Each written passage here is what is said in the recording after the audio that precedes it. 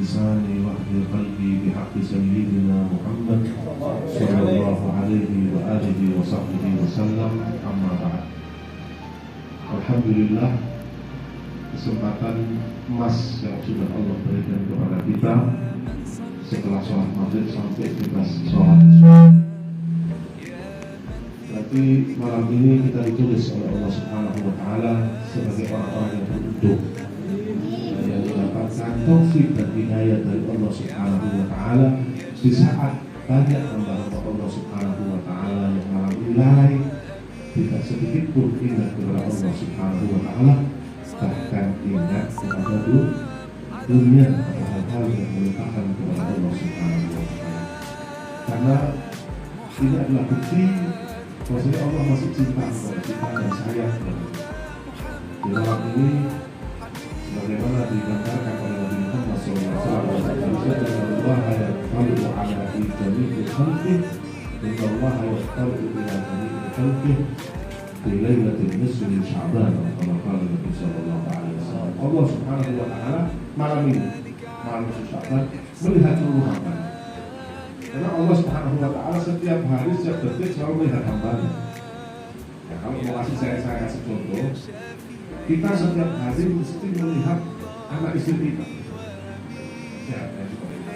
Setiap hari kita melihat orang-orang di bawah kita, adik kita, yang di bawah umur kita, selalu kami lihat setiap hari melihat. Bulan. Tapi ada satu saat kita memandang anak-anak kita atau istri kita dengan pandangan yang lain.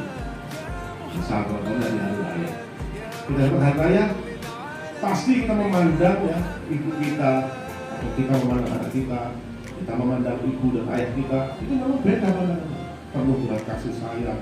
Makanya kalau orang tua melihat anaknya di hari Idul Fitri, mesti diberi kasih darah kambing. Kenapa? Pandangannya lah. Dan apa setiap hari dikasih uang? Nah, di saat itu saja. Kenapa? Pandangannya lain. Nah, kalau tanya Allah Subhanahu wa Ta'ala memandang hambanya setiap hari, pada malam Idul Sya'ban, memandang hambanya, bukan sembarang pandang. Setiap hari Allah melihat kita dimanapun. Allah Subhanahu wa Ta'ala Sami'un Basir. Allah Maha mendengar, Maha melihat. Tapi di malam ini, seperti hari orang tua memandang anaknya di hari Idul Fitri dengan penuh rahmat, penuh kasih sayang, penuh bahagia. Dan Allah SWT malam ini hidup, karena malam ini malam istimewa. Ini betul.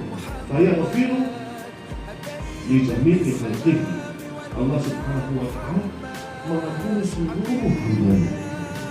Sudah jaminan ampunan dari Rasul Sallallahu Alaihi Wasallam. Illa lil musyrikin, kecuali orang yang musyrik, yang tidak beriman kepada Allah Subhanahu wa Ta'ala. Dan kemudian saat ini iman kita masih tetap di dalam dada kita, dan insyaAllah sampai mati kita akan Allah. Kemudian al-musyahin, atau orang yang sedang berseteru. Ini yang perlu diperhatikan, khususnya di Indonesia. Permusuhan itu zaman sekarang diwariskan. Ada orang tua punya musuh berseteru, itu orang tuanya meninggal, itu diwariskan sama anaknya. Jadi hati-hati. Dan sering kita lihat, loh kenapa kamu tidak rumahnya si Fulan? Oh itu dulu bapaknya musuhan sama bapak saya, sampai sekarang saya tidak punya. Itu yang terjadi sekarang. Dan hati-hati. Jadi permusuhan itu menutup rahmat Allah Subhanahu wa Ta'ala. Khususnya malam ini.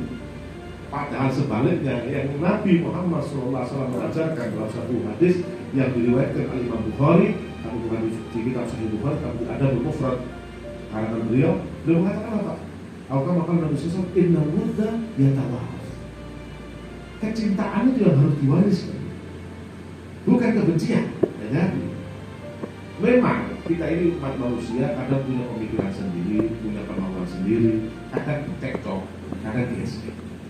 Itu umrahnya manusia gitu. Ada masalah sama bulan, jangankan sama orang lain, sama dalam rumah kadang-kadang masalah kan gitu. Ya kalian anak pandiri mesti harus garang, gesekan itu pasti sama rekan kerja, pasti gesekan. Itu sudah sunnah Allah Subhanahu wa Ta'ala di arti. Tapi karena Allah tahu hambanya ini kadang sering cekcok, Allah kasih jalan keluar. Dan itu Allah SWT. Makanya banyak Nabi, kenapa juga ada cekcok? Kenapa Allah membuat orang itu cekcok? Kenapa Allah membuat orang itu berdosa? Kenapa Allah membuat ini semua? Bagaimana Allah? Masa Allah buat kerusakan di atas bumi? Bukan kerusakan. Allah Subhanahu wa Ta'ala itu kalau tidak menciptakan satu percobaan, tapi di sana Allah mensyariatkan lain untuk menyelesaikan percobaan damai dalam Al-Quran wasulhu khair. Kalau masalah itu pasti ada dengan istri, ada kadang masalah sama orang tua ada. Tapi Allah Subhanahu wa Ta'ala walaupun menciptakan permasalahan atau perselisihan kepada umat manusia, di sisi lain Allah Subhanahu wa Ta'ala juga mensyariatkan cara untuk menyelesaikan ini, untuk menghapus kesalahan ini. Contoh, kita lagi cekcok sama orang tua, gak enak, tiba-tiba angkat suara, langsung menyesal, datang orang tua sama ini kan selesai. Nah, ini enggak, setan itu menjangkiti kita punya hati, jangan diselesaikan. Kalau kamu kata keluar dari rumah kamu, jangan sama ibumu lagi. Percuma kamu di sini, tambah-tambahin dosa. Ini biasa setan. Percuma kamu tinggal sama ibumu, tambah-tambahin dosa. Makanya saya bilang, kita aku bisa tinggal sama ibu saya, terus nanti dari dosa. Nah ini setan itu gitu, nggak apa-apa. Apa namanya talbisu iblis. Kadang-kadang setan itu apa? Mempengaruhi manusia dengan cara yang baik. Kamu tinggal sama aku, terkacau setiap hari, lebih baik kamu keluar supaya kamu menambah dosa. Bukan itu jalannya. Jalannya kita harus merendah, minta maaf setiap hari, sujud di depan ibu kita, cium kaki ibu kita, minta maaf. Nah, jangan kan kita semua pernah cekcok sama orang tua, sama istri juga begitu. Bukan ditambah cekcoknya, ditambah dibumbui, dipanas-panas, akhirnya tambah jadi ya. Perselisihan pasti ada, tidak cocokan pasti ada.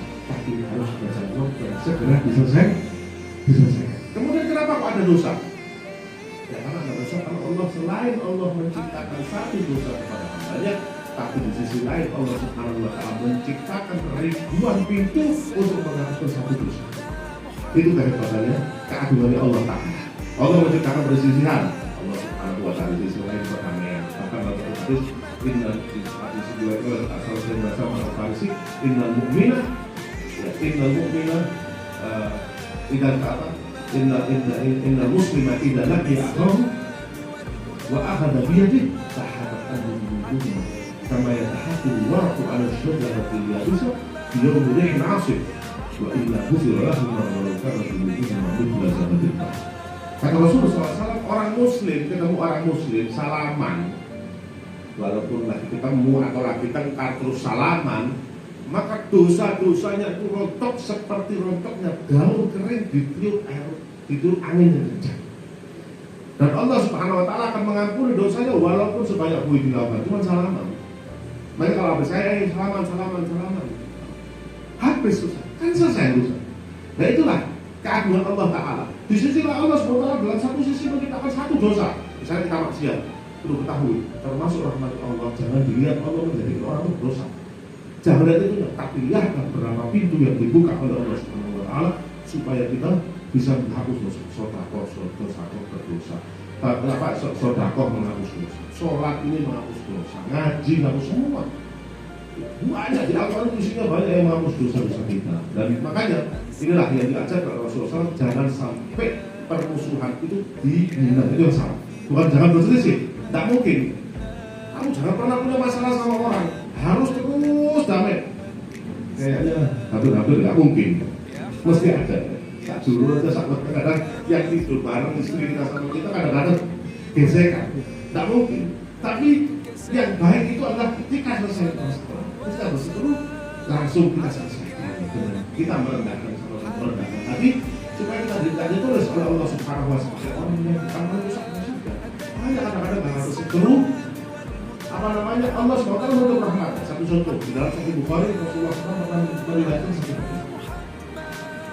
Di malam Lailatul Qadar Rasulullah itu dapat kabar bahwa malam ini malam Lailatul Qadar ke depannya ini malam siang. Kata Rasulullah, kuntu akhruju ilaikum bi ukhbira an Lailatul Qadar. Kata Rasulullah ketika masuk ke masjid, sudah para sahabat, saya ini keluar mengabarkan kalian nanti ke depannya ini Lailatul Qadar tanggal sekian. Tapi harufi'an anni. Kemudian saya dilupakan oleh Allah Subhanahu wa Ta'ala. Kenapa? Karena di antara kalian ada yang bersaudara. Fatalah rajulan minkum harufi'an. Ada yang cuma bukan tengah buku-bukuan, bukan. cuma berdebat aja, berselisih. Akhirnya Allah Subhanahu wa Ta'ala melupakan Nabi Muhammad tentang Lailatul Qadar. Bayangkan, pahala mau dikasih tahu, kan enak. Nanti depannya malam saya tak malam 27 misal. Nabi mau keluar, akhirnya ada yang berseteru, ada yang cekcok, akhirnya diangkat oleh Allah Subhanahu wa Ta'ala. Kapan Lailatul Qadar ke depannya? Saya tidak tahu. Karena kan namanya enggak itu menutup rahmat yang turun di dalam rumah. Kalau ada pertengkaran dalam rumah, Allah akan menutup pintu rahmat, pintu rahmat itu semua masalah. Apalagi di malam yang sangat mulia. Nah, insya Allah mudah-mudahan yang sedikit ini manfaat bagi kita. Mudah-mudahan insya Allah kita digolongkan oleh Allah Subhanahu wa Ta'ala sebagai orang-orang yang tidak tertutup dan dihijab dari rahmat Allah Ta'ala. Amin ya rabbal alamin. Wassalamualaikum.